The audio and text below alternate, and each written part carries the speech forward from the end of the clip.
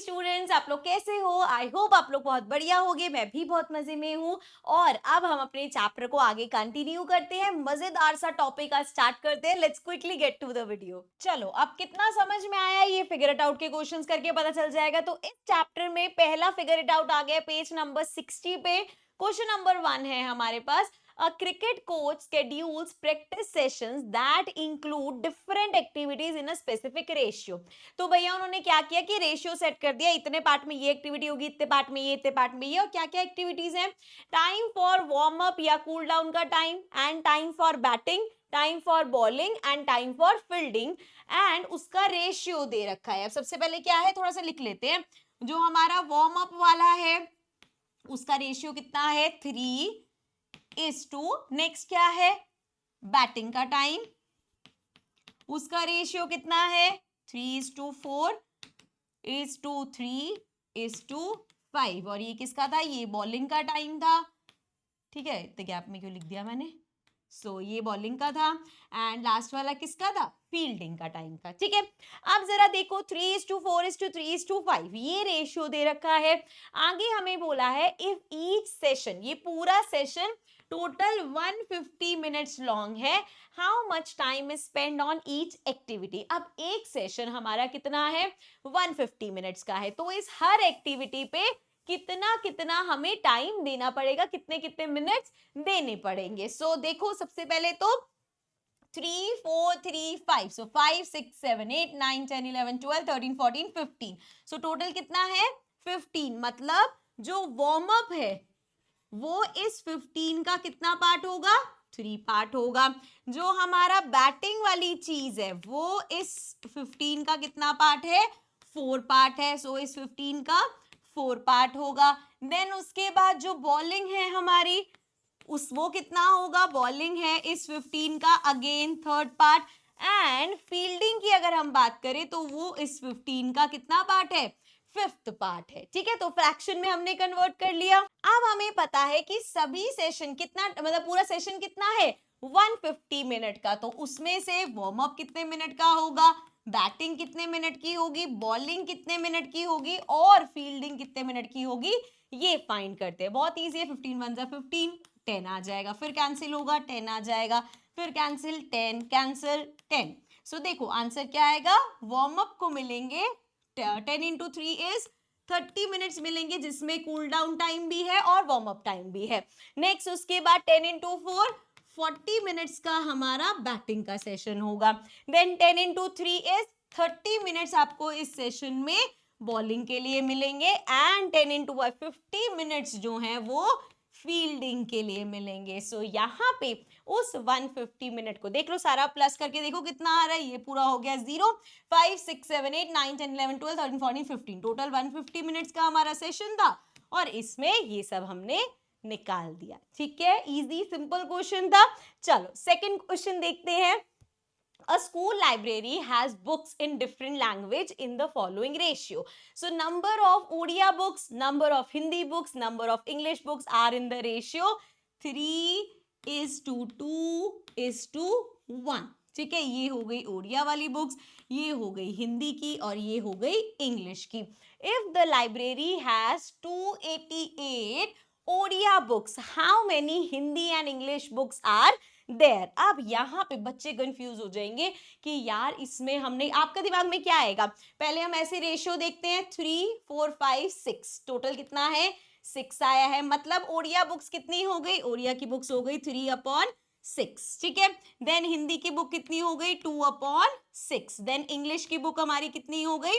1/6। यहां तक तो सबका सेम ही चलेगा। फिर हम सोचेंगे टोटल 288 बुक्स हैं, सबको मल्टीप्लाई कर दो, निकल आएगा। लेकिन अगर हम इस क्वेश्चन को ध्यान से पढ़ें ये हमें 288 नंबर दे रखा है ओडिया बुक्स का, ये हमें इसका नंबर दे रखा है, हमें टोटल बुक्स नहीं बताई। देयरफॉर यहाँ पे इसका मतलब ये है कि ये जो आप 3:6 लिख रहे हो, इनटू में टोटल बुक्स करो, टोटल बुक्स तो है नहीं हमारे पास, कितनी है? हम लिखेंगे let the total number of books, कि उस लाइब्रेरी में टोटल बुक्स हमने मान ली x हैं। ठीक है। सो इस x में से 3/6 बुक्स किसकी हैं? ओरिया की हैं, और वो हमें दे रखा है कि 288 है। सो यहां से इस वाले आप इक्वेशन से निकालोगे कि टोटल बुक्स कितनी है, और अगर एक बार हमारे पास टोटल बुक्स आ जाएंगी तो हम करेंगे टोटल बुक्स का 26 हिंदी है, 1/6 इंग्लिश है। ठीक है, चलो अब निकालते हैं यहाँ पे। अगर हमें x की वैल्यू निकालनी है, यहाँ पे है 288। देखो 3 मल्टीप्लाई हो रहा है, यहाँ जाके डिवाइड होगा, 6 इधर डिवाइड हो रहा है, इधर जाके मल्टीप्लाई होगा। ठीक है, 3/6 है ना, 6 वहां ऊपर चला जाएगा, 3 नीचे आ जाएगा। देखो इसको कैंसिल करते हैं, 3 2 6 आ गया हमारे पास, तो ये हो जाएगा, मल्टीप्लाई करो, 8 2 16, 8 2 16 प्लस 1 17, 2 2 4 5। टोटल बुक्स कितनी है?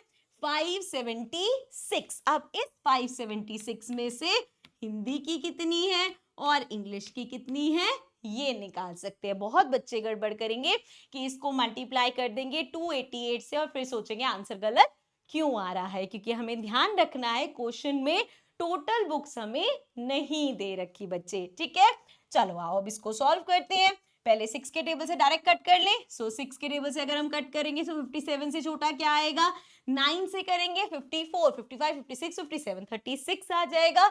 6 6 36, इसको कैंसिल करेंगे, फिर से 96। तो यहाँ पे मल्टीप्लाई कर दो, 6 2 12, देन 9 2 18 प्लस 1, सो 190 बुक्स, 192 बुक्स हो गई हिंदी की, एंड या तो इंटू 1 ही होगा, तो 96 बुक्स हो गई हमारी इंग्लिश की। ठीक है, समझ में आ गया, क्लियर हो गया। चलो अब देखते हैं question number 3. So now third question says I have 100 coins in the ratio number of 10 rupee coin, 5 rupee coin and 2 rupee coin and 1 rupee coin. So भैया उसके पास 10 रुपए के coins भी हैं, उसके पास 5 rupees के coins भी हैं, 2 rupees के coins भी हैं and 1 rupee के coins भी हैं, करेक्ट। सो 10 rupees के 4:3:2:1 इस रेशियो में उसके पास coins है। Now how much money do I have in coins?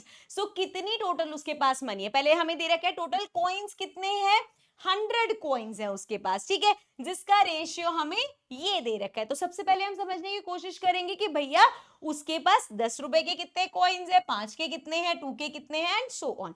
सो देखो हमारे पास टोटल करो इस रेशियो का, 4 5 6 7 8 9 10। सो मतलब 10 रुपीज के जो कॉइन है वो कितने हैं, 10 में से 4 पार्ट्स। उसके बाद 5 रुपी के कॉइन कितने हैं, 10 में से 3 पार्ट्स। एंड उसके बाद 2 रुपीज के कॉइन कितने हैं, उसके पास 2 पार्ट ऑफ 10। एंड 1 रुपी के कॉइन कितने हैं, उसके पास 10 में से 1 पार्ट। और टोटल नंबर ऑफ कॉइन्स कितने हैं, 100। तो multiplied by 100, multiplied by 100, multiplied by 100 and multiplied by 100। 0 से 0 कैंसिल किया, ये आ गया 40 कॉइन्स हो गए हमारे पास 10 के। देन 0 से 0 कैंसिल किया, ये आ गया 30 कॉइन्स हो गए 5 रुपीज के। एंड 0 से 0 कैंसिल किया, 20 कॉइन्स हो गए 2 रुपीज के। एंड 10 कॉइन्स हो गए 1 रुपी के। ठीक है, अब क्वेश्चन में हमसे क्या पूछा है, how much money do I have in coins? तो कितने उसके पास टोटल पैसे होंगे। ध्यान से समझना, अगर मेरे पास 10 रुपी का एक कॉइन है मतलब मेरे पास 10 रुपए हैं। अगर मेरे पास 10 रुपीज के 2 कॉइन्स है मतलब 10 10 20 हो गए मेरे पास। इसी तरीके से अगर 3 कॉइन्स है 30 रुपीज, 4 कॉइन्स है 40 रुपीज। सो हम कह सकते हैं अगर मेरे पास 10 रुपए के 40 कॉइन्स है तो कितने रुपए हो गए भैया, वो 4 1 4 और साथ में 2 0। भैया अगर 10 रुपए के 40 कॉइन है मतलब तुम्हारे पास 400 रुपए हैं। इसी तरीके से 5 रुपए का अगर एक कॉइन है मतलब 5 रुपए, 5 रुपए के 2 कॉइन है मतलब 10 रुपए, 5 रुपए के 3 कॉइन है मतलब 15 रुपए। इसी तरीके से 5 रुपए के अगर 30 कॉइन्स है तो कितना हो गया, 5 3 15 मतलब 150 रुपीज हो गया। नेक्स्ट है हमारे पास 2 रुपए के 20 कॉइन। सो 2 into 20 कितना हो जाएगा, 2 2 4 40 रुपीज। एंड 10 रुपीज के 1 कॉइन मतलब 10, 1 into 10 सो 10 रुपीज हो गया। सो टोटल अगर हम करें तो कितना आएगा, ये हो गया 0 5 6 7 8 9 10 एंड ये हो जाएगा 4 5 6। तो मतलब टोटल उसके पास कितने रुपए हैं? He has 600 rupees. कितने पैसे हैं? 600 रुपए टोटल हो गए। ठीक है, क्लियर है? चलो नेक्स्ट देखते हैं क्वेश्चन नंबर 4। सो क्वेश्चन 4 है construct a triangle with side length in the ratio 3:4:5। अभी हमने एक एग्जांपल भी किया था, लेकिन उसमें क्या था? उसमें एंगल्स थे और हमें पता होता है एंगल का सम कितना है?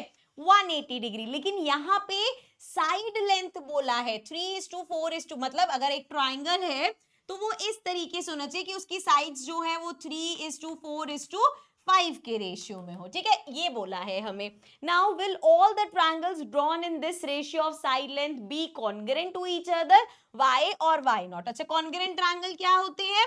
कॉन्ग्रुएंट ट्रायंगल होते हैं जैसे मैंने यहाँ पे एक ये ट्रायंगल बनाया और मैंने यहाँ पे एक ये ट्रायंगल बनाया। कॉन्ग्रुएंट ट्रायंगल होते हैं एग्जैक्ट सेम ट्रायंगल्स, मतलब अगर ये एंगल 60 डिग्री है तो ये भी 60 होगा, अगर ये 40 है तो ये भी 40 होगा, अगर ये 100 है तो ये भी 100 होगा। इस तरीके से सभी एंगल सेम। अगर ये 5 सेंटीमीटर है तो ये भी 5 सेंटीमीटर, अगर ये 10 सेंटीमीटर है तो ये भी 10 सेंटीमीटर, अगर ये 15 सेंटीमीटर है तो ये साइड भी 15 सेंटीमीटर, मतलब उसके कॉरेस्पॉन्डिंग पार्ट्स एग्जैक्ट सेम होंगे। ठीक है, अब कॉन्ग्रुएंट पे तो बाद में जाएंगे ना, पहले हम ये तो देखें कि भैया बनाएंगे कैसे, हम कैसे निकालेंगे, क्योंकि ये तो साइड लेंथ है। सो इस टाइप की क्वेश्चन में हम करेंगे लेट दी साइड्स बी। अब यहाँ पे जो रेशियो दे रखा है हम इसको ले लेंगे 3x 4x 5x के भैया साइड्स जो है वो 3 इंटू एक्स सेम रख रहे हैं। 3 इंटू 1 3 हो गई, 3 इंटू 4 इंटू 1 4, 5 इंटू 1 5, तो मतलब 3 सेंटीमीटर 4 सेंटीमीटर 5 सेंटीमीटर। इसी तरीके से x अगर मैंने 2 रख लिया, क्योंकि इक्विवेलेंट रेशियो सेम चाहिए, इक्विवेलेंट तभी आएगा जब हम सेम नंबर से मल्टीप्लाई करेंगे। सो 3 2 6 4 2 8 5 2 10। इसी तरीके से x अगर हमने 3 रख लिया तो 3 3 9 3 4 12 3 5 15। सो ये सभी ट्रायंगल्स पॉसिबल है। एक ट्रायंगल जिसमें आपने साइड एक 3 रखी, एक 5 रखी और एक 4 रखी, फिर आपने ऐसे ही बनाया, एक में आपने 10 रख लिया, एक में साइड आपने 6 रख ली और एक साइड आपने 8 रख ली। ठीक है, इस तरीके से तो ये सारी पॉसिबिलिटीज, और ऐसे ही बहुत सारे x की जितनी वैल्यूज रखोगे उतनी साइड्स निकाल दोगे। अब क्या ये सभी ट्रायंगल्स कॉन्ग्रुएंट होंगे? नहीं, कॉन्ग्रुएंट होने के लिए साइड्स एग्जैक्ट सेम चाहिए। यहाँ पे अभी आप आगे क्लासेस में एक सिमिलर ट्रायंगल्स का टॉपिक भी समझोगे, जहां पे एंगल्स जो है वो सेम, मतलब एंगल्स के वो जो साइड्स जो है, साइड की जो लेंथ है वो सेम प्रपोर्शन में होनी चाहिए। तो वहां पे हम कह सकते हैं ट्रायंगल सिमिलर होंगे, बट फॉर बीइंग कॉन्ग्रुएंट यहाँ पे एग्जैक्ट सेम होने चाहिए, और ये एग्जैक्ट सेम नहीं है, दिस मींस कॉन्ग्रुएंट नहीं होंगे। ठीक है, नेक्स्ट क्वेश्चन देखते हैं, question number 5। So question number 5 है can you construct a triangle with side length in the ratio 1:3:5, why और वाई नॉट? अब पहले इसको ऐसे ही लगते हैं, let the sides be x की टर्म में 1x 3x 5x। ठीक है, अब ना बच्चे ट्रायंगल्स का एक रूल होता है, जैसे 3 साइड्स है या तो चलो तीनों इक्वल है, या अगर आइसोसेलेस ट्रायंगल है तो 2 साइड्स इक्वल है एक अलग है। फिर आते हैं स्केलीन ट्रायंगल्स जिसकी तीनों साइड्स अलग होते हैं, लेकिन वहां पे भी ना एक रूल चलता है कि तीनों साइड्स पे एक साइड जो सबसे बड़ी है, ठीक है, बाकी जो 2 छोटी साइड्स है उस सबसे बड़ी से 2 छोटी जो साइड्स है उनका सम हमेशा उस बड़ी वाली साइड से बड़ा होना चाहिए। मतलब देखो मैं इसको वर्ड्स में लिखती हूं, sum of 2 smaller sides should be greater than the longest side। जैसे कि अभी हमने इस ट्राइंगल में देखा, यहाँ पे क्या था, जैसे ये 5 सबसे बड़ी साइड है, सो देखो 4 + 3 कितना है, 4 5 6 7, सो ये बड़ा हो गया इससे। सिमिलरली 8 6 6 12 13 14 और यहाँ पे 10, तो ये बड़ा। अब ये देखो 12 + 9 करेंगे, 12 13 14 15 16 17 18 19 20 21, सो 21 अगेन 15 से बड़ा है। तो यहाँ पे आप देख सकते हो दो छोटी साइड्स का सम हमेशा जो सबसे बड़ी साइड है उससे बड़ा होगा। लेकिन अगर हम यही सेम चीज यहाँ पे देखें तो हमें, जैसे अगर हम देखें ये 5x है, ये सबसे बड़ा होगा, तो इन दोनों का सम क्या है, 1x + 3x, 1x + 3x कितना होगा, 4x। ये 4x छोटा है 5x से, मतलब ये ट्राइंगल पॉसिबल नहीं है। ट्राइंगल में दोनों छोटी साइड्स जो है हमारी, उसका जो सम है वो तीसरी साइड से बड़ा होना चाहिए, और वो चीज यहाँ फुलफिल नहीं हो रही। That is why we can not construct a triangle like this. Okay, clear है? सो ये पार्ट हमारा अभी यहीं पे खत्म हुआ। ये टॉपिक कितने अच्छे से समझ में आई है, कमेंट सेक्शन में थोड़ा बता दिया करो कि हाँ अच्छे से समझ में आ रहा है, इजी लग रहा है। मेरे को भी पढ़ के थोड़ा अच्छा लगता है कि हाँ बच्चों को समझ में आ रहा है सब, है ना? सो आप कमेंट्स में मुझे बताना कि ये सेशन कैसा लगा आपको, और मैं अब आपसे मिलूंगी चैप्टर को कंटिन्यू करते हुए नेक्स्ट सेशन में। सो बाय बाय फॉर नाउ।